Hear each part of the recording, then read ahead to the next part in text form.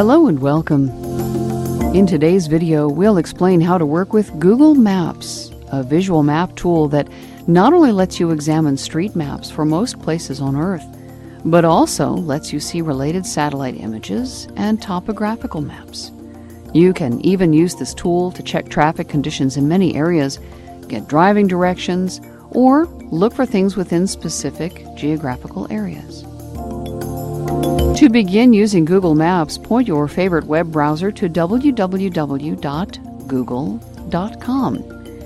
At the upper left in the browser window, you'll see a link that's labeled Maps. Click on it and you're at the top level of the Google Maps interface. The other way to reach it is simply by typing into your browser maps.google.com.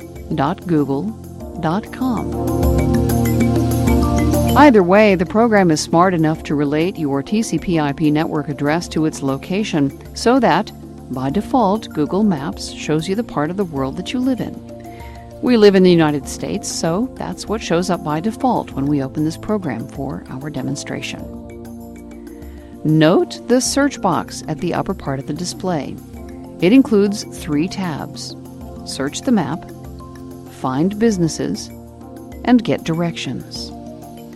Search the Map shows up by default, and you can use it to look around a specific location.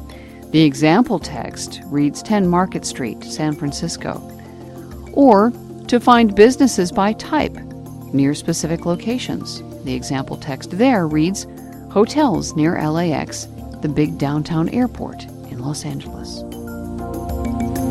Click on the Find Businesses link under the search box and you get a box that lets you identify the type of business you seek. It's labeled What, along with a box that lets you identify a general location. It's labeled Where. Type Mexican into the What and Russian Federation Moscow for Where to see some interesting results. Now click on Get Directions. Type Reagan National into the Start Address box and 1600 Pennsylvania Avenue Northwest, D.C. for the end address.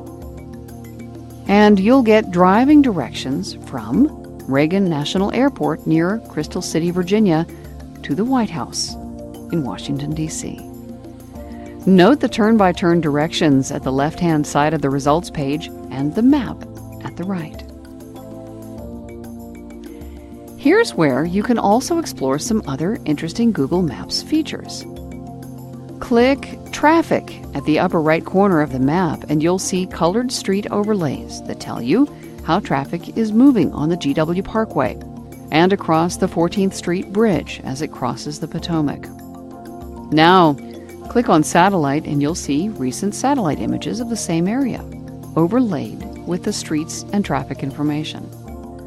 Click Terrain and you'll see topographical maps of the same area with the traffic overlay as well. You can see the slight hills atop which the Custis Mansion sits in the Arlington National Cemetery at the center left, and immediately see that the visible portion of Washington, D.C. on the map reflects its geographical heritage as dead flat, reclaimed swampland. Of course, you can also use Google Maps to explore lots of other areas. Many people get a charge out of typing in their home addresses to see how current associated satellite maps are. Click the Search the Map link under the search box and then type in your current mailing address, then click the Search Maps button to the right of the search box. Next, click on the satellite box at the upper right of the resulting map and use the Zoom tool at the upper left corner of the map to zoom in on your house by clicking the plus sign at the top of the vertical slider control to zoom in on your location. With each click, the level of resolution will increase. Your author's house is 2443 Arbor Drive in Round Rock, Texas, 78681. The image shows the house nearly finished with the front yard being landscaped, but this dates the map to just over 2 years old because the author moved in on April 2006 when the landscaping was already done.